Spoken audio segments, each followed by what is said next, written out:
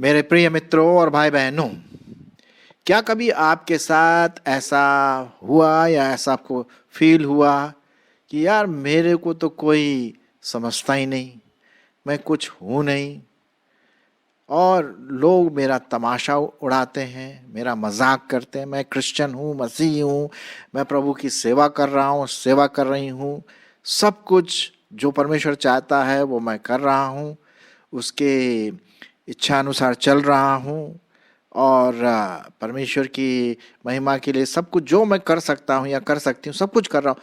फिर भी मैं एक तरह से तमाशा बीन हूँ, लोग मुझे रिकग्नाइज नहीं करते हैं और मेरे बारे में उल्टी सीधी बातें कहते हैं। और ये सब बातें क्या आपके जीवन में कभी ऐसा आया? खैर, अगर आया या नहीं आया मुझे तो नहीं पता, लेकिन एक व्यक्ति के बारे में जो पढ़ते हैं उसके जीवन में तो आया, एक नहीं कई व्यक्ति। और आज मैं उसी के बारे में आपके सामने रखूंगा, आप लोगों को इनकरेज करने के लिए, आपको प्रोत्साहित करने के लिए, हम सबों को जो विश्वासी हैं, जो कभी ऐसा फील करते हैं कि भाई लोगों ने हमारा पूरा तिरस्कार कर दिया, हमें रिजेक्ट कर दिया, तो मैं इसी के बारे में आपके सामने रखूंगा। और जैसा कि आज का जो शीर्षक है, जगत के लिए तमाशा, मैं जगत के लिए तमाशा बन गया हूं या बन गई हूं। जैसे पौलुस, प्रेरित पौलुस जगत के लिए एक तमाशा बन गया था। और उसको हम संदर्भ में देखेंगे कि किस संदर्भ में ये बात आ रही है। और जैसा कि आप यहाँ पर देख रहे हैं पिक्चर में या जो डायग्राम है, कि यहाँ पर जो ब्लू कलर में है वो अपोस्टल्स हैं, प्रेरित हैं, और ये दूसरे शायद चर्च के लोग होंगे बाईं तरफ जो आपको दिखाई दे रहे हैं। और संसार को भी प्रदर्शित करता है, क्योंकि ये जो लोग थे, कुरिन्थ के लोग ऐसे ही लोग थे, वो मसीह को प्यार करते थे, कहते थे हम मसीह को प्यार तो करते हैं, लेकिन सांसारिक जीवन उनका वैसे ही था, आत्मिक जीवन से कोई लेना देना नहीं था, और संसार में रह करके वो संसारिक ही बनते रहे। और पौलुस प्रेरित ने उनको फटकार लगाई, डांट लगाई कि तुम इस संसार के समान न चलो, संसार ने तो मुझे तिरस्कार कर दिया और भी लोगों को तिरस्कार कर लिया, और हम हैं भी तिरस्कार करने के लिए, लेकिन प्रभु की महिमा के लिए हमें ये सब कुछ सहना है। इससे पहले कि मैं आगे बढ़ूं, मैं आपके लिए पढ़ना मांगता हूं पहला कुरिन्थियों और उसका 4 अध्याय 8 पद से। पहला कुरिन्थियों उसका 4 अध्याय और 8 पद से। जब मैं इस पदों को पढ़ता हूं तो आप अपने मन में ज़रूर कल्पना करके सोचिए, विचारिए कि पौलुस और पौलुस के साथ काम करने वाले कैसे अपने आप को फील कर रहे होंगे, कैसे उनके जीवन में अनुभव हुआ होगा। सांसारिक रूप से तो बिल्कुल अलग हैं, संसार ने उनको अलग कर दिया, क्योंकि वे आत्मिक रूप से प्रभु में बढ़ रहे हैं, तो संसार तो उन्हें नहीं चाहता, और इसीलिए वो दुनिया के लिए या जगत के लिए तमाशा बन के रह गए हैं। और हम सब विश्वासियों के साथ भी ऐसा हो सकता है कि नहीं? तो आइए मैं पढ़ता हूं पहला कुरिन्थियों उसका 4 अध्याय 8 पद से। तुम तो तृप्त हो चुके। यहां पर मैं बताना मांगता हूं कि पौलुस कुरिन्थियों की जो कलीसिया है उनको लिख रहा है कि यार तुम संसारिक रूप से तो बहुत ऊंचे बढ़ गए हो, बहुत ऊंचे हो गए हो, तुम्हारे पास सब कुछ आशीष है, धन है, ये है वो है, लेकिन आत्मिक रीति से तुम बिल्कुल गरीब हो। सुनिए, तुम तो तृप्त हो चुके, तुम धनी हो चुके, तुमने हमारे बिना राज्य किया, परंतु भला होता है कि तुम राज्य करते, कि हम भी तुम्हारे साथ राज्य करते। मेरी समझ में परमेश्वर ने हम प्रेरितों को सबके बाद उन लोगों के समान ठहराया है जिनकी मृत्यु की आज्ञा हो चुकी हो, क्योंकि हम जगत और स्वर्गदूतों और मनुष्यों के लिए तमाशा ठहरे हुए हैं, तमाशा ठहरे हुए हैं। हम मसीह के लिए मूर्ख हैं, परंतु तुम मसीह में बुद्धिमान हो। हम निर्बल हैं और तुम बलवान हो। तुम आदर पाते हो, परंतु हम निरादर होते हैं। हम इस घड़ी तक भूखे प्यासे और नंगे हैं और घूसे खाते हैं और मारे मारे फिरते हैं और अपने ही हाथों के काम करके परिश्रम करते हैं। लोग बुरा कहते हैं, हम आशीष देते हैं। वे सताते हैं, हम सहते हैं। वे बदनाम करते हैं, हम विनती करते हैं कि हम आज तक जगत के कूड़े और सब वस्तुओं की खुरचन के समान ठहरे हैं। मैं तुम्हें लज्जित करने के लिए ये बातें नहीं लिखता, परंतु अपने प्रिय बालक जानकर तुम्हें चिताता हूं।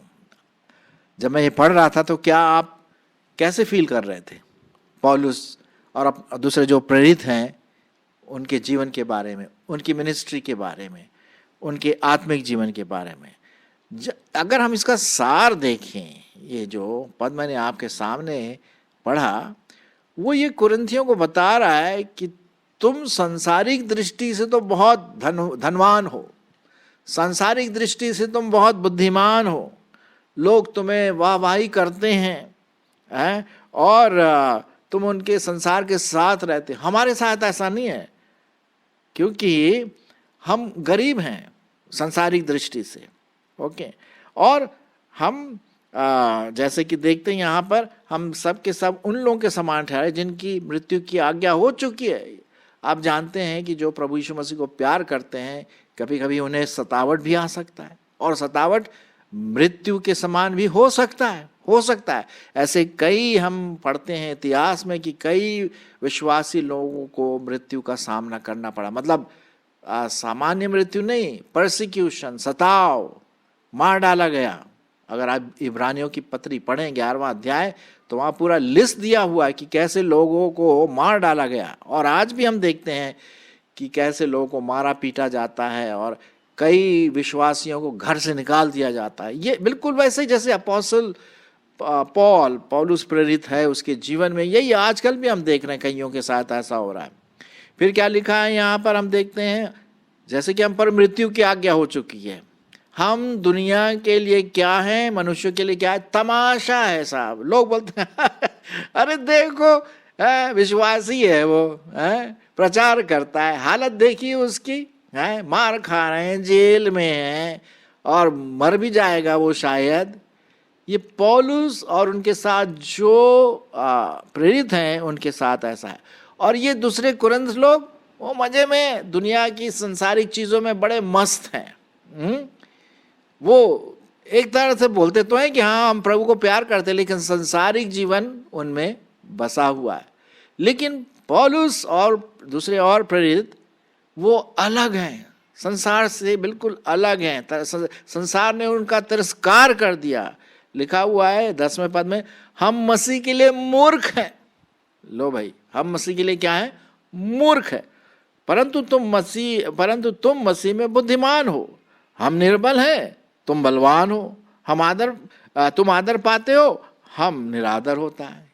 क्या यही नहीं है संसार का सर? जो तिरस्कार, जो वैल्यू है, जो उनके सोच विचार है विश्वासियों के प्रति, क्रिश्चियन के प्रति, आज हम देख रहे हैं। हम इवन आजकल भी बहुत सारे ऐसे विश्वासियों को सताया जा रहा है, उनके ऊपर गलत जुर्माना किया जा रहा है, घर को बिगाड़ रहे हैं, परिवार को बिगाड़ रहे हैं, शारीरिक मानसिक टेंशन दे रहे हैं कि वो मसीह को छोड़ दें। देखिए, वो तिरस्कार किए गए, संसार से अलग किए गए। और पौलुस के समान यहाँ पर ये बात ये लिखती है कि हम निर्बल हैं। हम, फिर क्या लिखा हुआ, हम इस घड़ी तक भूखे प्यासे और नंगे हैं और घूसे खाते हैं और मारे मारे फिरते हैं। आप बहुत अच्छी तरह जानते हैं कि आज हमारे समाज में, विशेष करके मसीह समाज में, मसीह लोगों की ज़्यादा वैल्यू नहीं है। लोग ज़्यादा नहीं समझते, बोलते अरे अच्छा आप विश्वासी हैं, अच्छा आप यीशु मसीह को फॉलो करते हैं, अच्छा वही हो आप ग्रुप के, है ना, मुसीबत आने वाली है आप पर, लोग ऐसा बोलते हैं। और कभी कभी भूख और प्यास का सामना भी करना पड़ता है। मेरी ऐसी आशा है कि ना करें, लेकिन कभी हो सकता है। नंगे हैं, घूसे खाते हैं, मारे मारे फिरते हैं। और क्या है, बहुत इंटरेस्टिंग बात लिखा 12वें पद में, और अपने ही हाथों के काम करके परिश्रम करते हैं।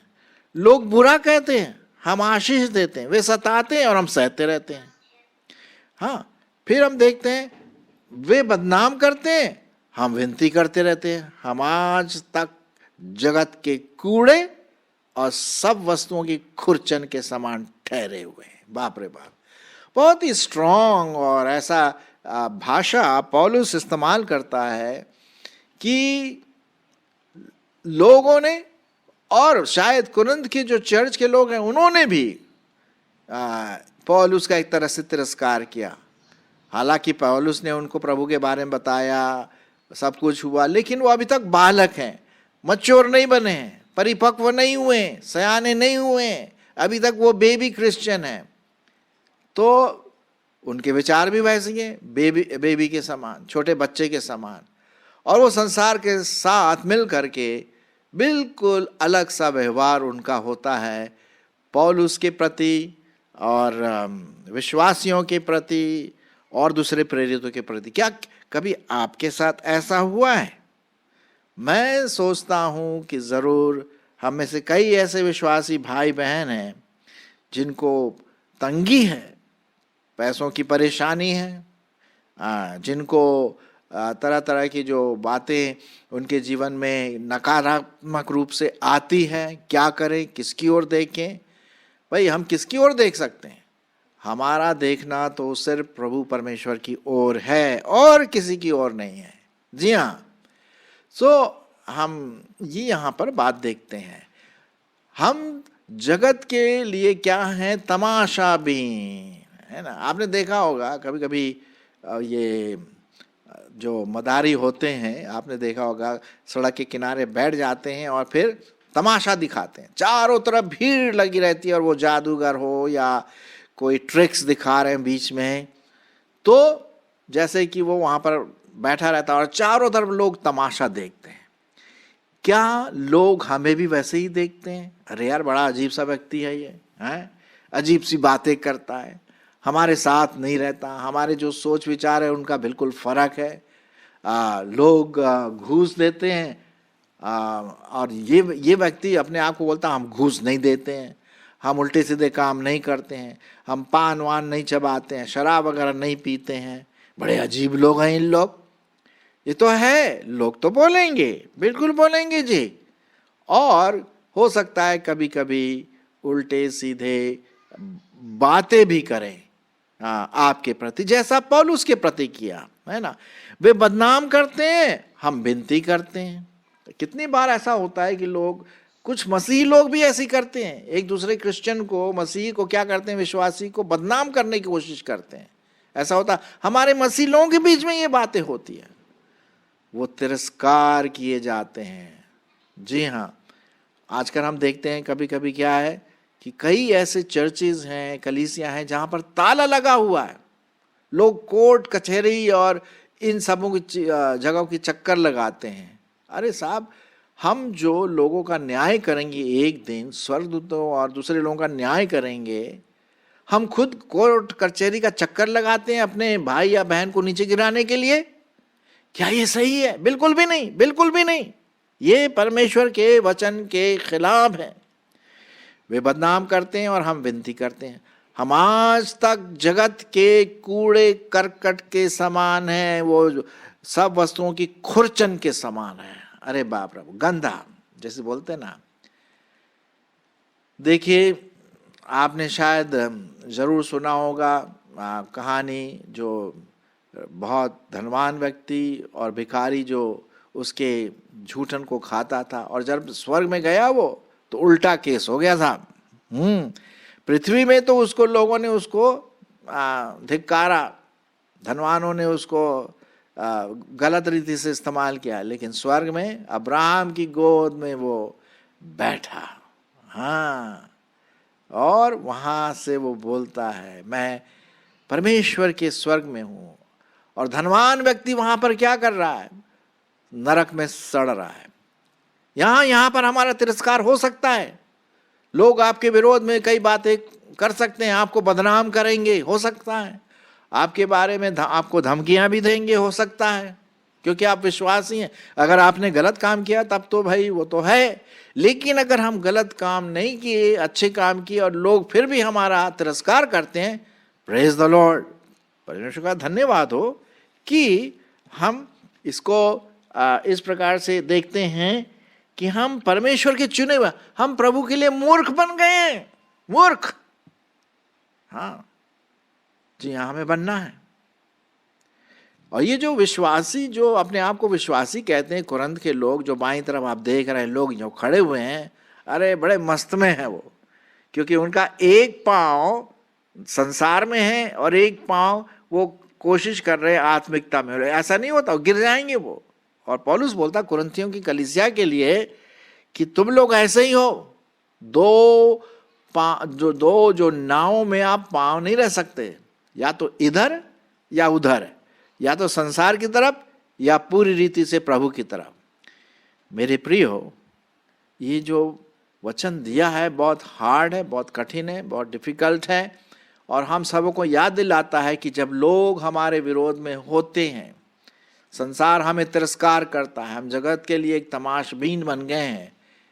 चलिए कोई बात नहीं, इस दुनिया में हमारा क्या है, आज है कल चले जाएंगे, है।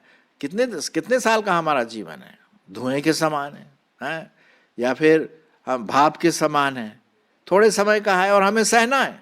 कभी कभी मेरे जीवन में ऐसा आता, ज़्यादा तो नहीं आता, लेकिन मेरे जीवन में भी कभी मैं सोचता हूँ, यार प्रभु मुझे क्यों ऐसा इस्तेमाल कर रहा, मैं प्रभु की सेवा कर रहा हूँ, जितना हो सकता मैं कोशिश कर रहा हूँ कि प्रभु की राह में चलूँ, फिर भी कुछ सताव तो नहीं, लेकिन लोग उल्टा सीधा मेरे बारे में बोलते हैं और कानाफूसी कभी करते हैं, जो झूठी बातें हैं।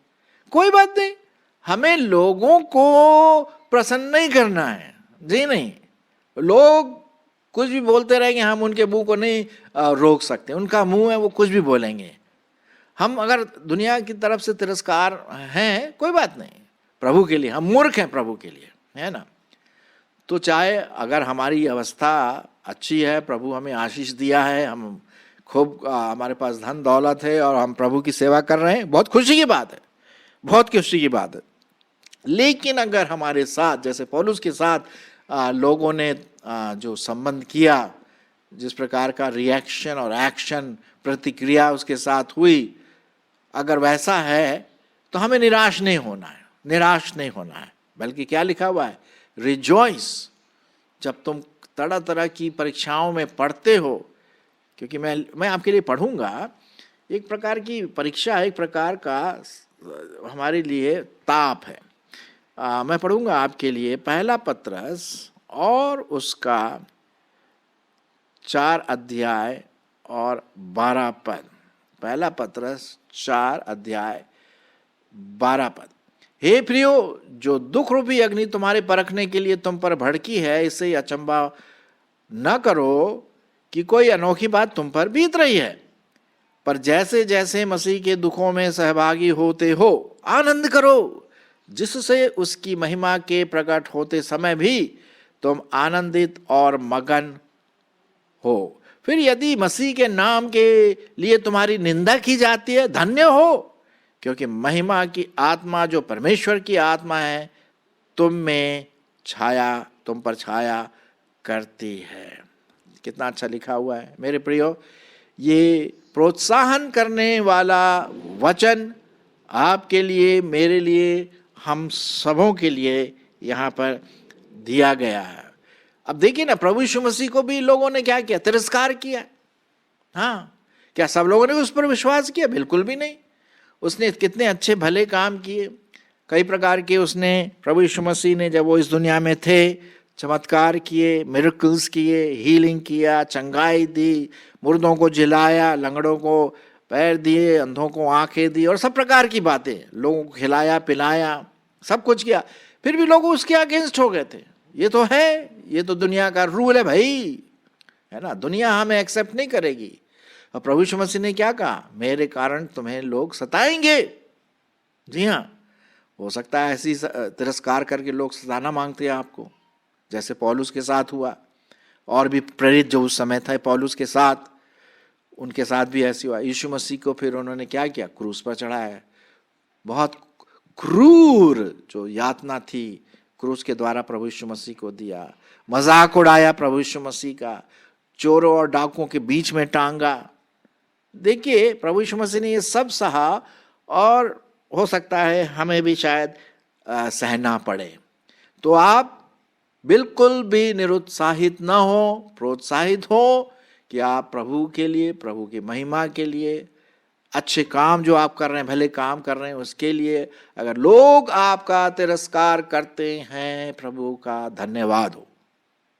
ये दुख रूपी अग्नि आपके जीवन में कभी आएगी, आती है तो ये समझिए प्रभु आपको और परिपक्व करना मांगता है और अपनी महिमा के लिए इस्तेमाल करना मांगता है। और लिखा हुआ है जैसे जैसे उसके दुखों में सहभागी होते हो आनंद करो, जिससे उसकी महिमा के प्रकट होते समय तुम भी आनंदित और मगन होते हो।